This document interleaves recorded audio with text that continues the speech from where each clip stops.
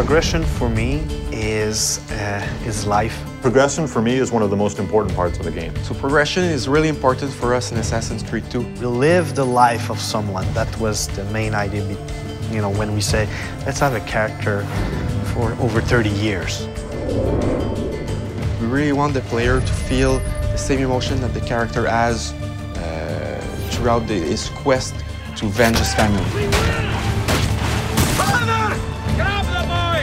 I'll kill you for what you've done! Our game begins in 1476 and it ends in 1503. So it's a considerable span of years for a video game. It's the height of the Italian Renaissance. This is when the most beautiful paintings, the greatest sculptures, the most wonderful architecture are all being built and created.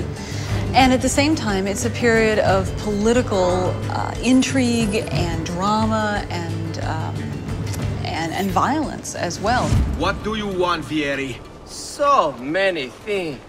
A prettier bride. Oh, and yes, your life.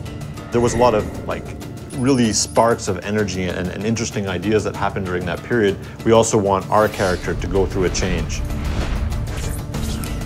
I think the mission structure is completely compatible to the time span that we want to cover. In the sense that it allows us to have some flexibility and really focus on the most poignant events that happen in history and in Ezio's life throughout his progression. Throughout the game, he's going to encounter people. I was hoping you could help me with something. He will have friends that will teach him abilities. He will be taught fighting by his uncle.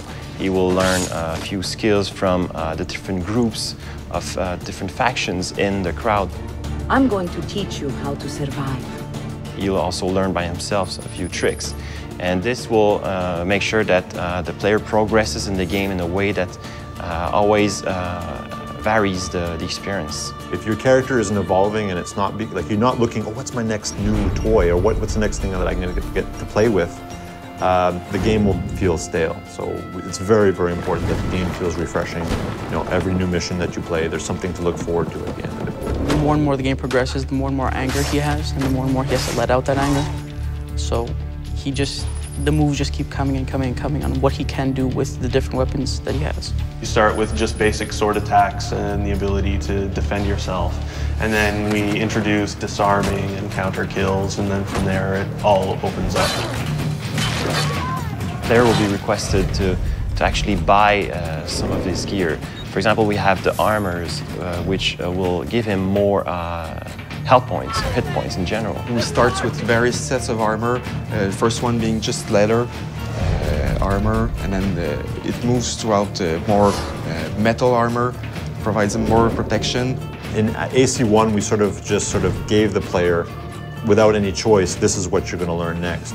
Whereas in AC2, the player has much more choice. Since such a large part of Ezio's story is him, you know, answering the question, who am I and what am I doing here and what's my purpose? You can't answer that question in a year or two. You know, it takes the span of almost his entire life.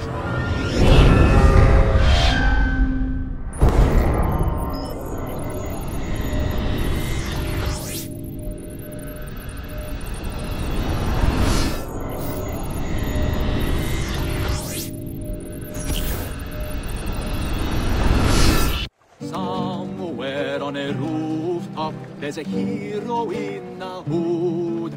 Fear him not, lest you who have sinned, for his cause is good.